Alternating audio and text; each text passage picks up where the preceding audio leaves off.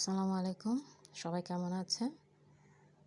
তো আজকে আরেকটি ভিন্ন ভিডিও নিয়ে হাজির হলাম। আজকে আমার ভিডিওটির নাম হচ্ছে আমার শখের গাছপালার থেকে পুঁইশাক তোলানো এবং কিছু বীজও সংগ্রহ করলাম, দেখতে পাচ্ছেন।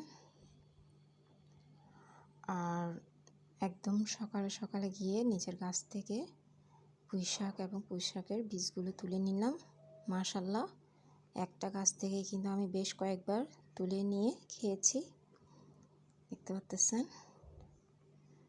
আর এই ধরনের গাছ থাকলে আসলে সব সময় তুলে খাওয়া যায়, একদম টাটকা, কোনো এখানে রাসায়নিক সার টার কিছুই দেওয়া হয়নি, শুধুমাত্র পানি দিয়ে এই গাছগুলো লালন পালন করা, দেখতে পাচ্ছেন। এখানে আমি কোনো জৈব সারও দিই নাই। তো মাশাআল্লাহ, এই শুধুমাত্র পানি দেওয়ার কারণেই এতটা টাটকা এবং আমি সারা বছরই খেতে পারি, মাশাআল্লাহ, দেখতে পাচ্ছেন। আর এগুলো রান্না করলে যে এতটা স্বাদ তা বলার মতো না, এবং বিশেষ করে গরম ভাতের সাথে খেতে খুবই ভালো লাগে। খুবই লোভনীয় একটা জিনিস এটা, সবাই মাশাআল্লাহ বলবেন। আপনারাও চেষ্টা করবেন আমার মতন ফুলের টবে কিংবা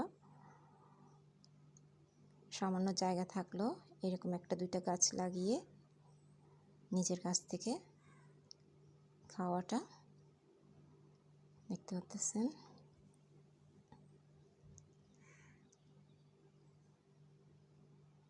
খুবই লোভনীয় একটি শাক এটি। আর এগুলো হচ্ছে শিমের বীজ। এই শিমগুলো কিন্তু ভর্তা কিংবা ভাজি করে খেতেও খুবই ভালো লাগে। আর আমি দেখিয়েছিলাম একটা মাত্র শিম পেড়ে, দেখতে পাচ্ছেন।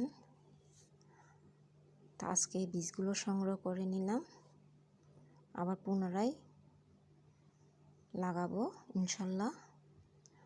অলরেডি একটি লাগিয়ে দিয়েছি, চারাও উঠে গেল। আর বীজগুলো হচ্ছে এটা।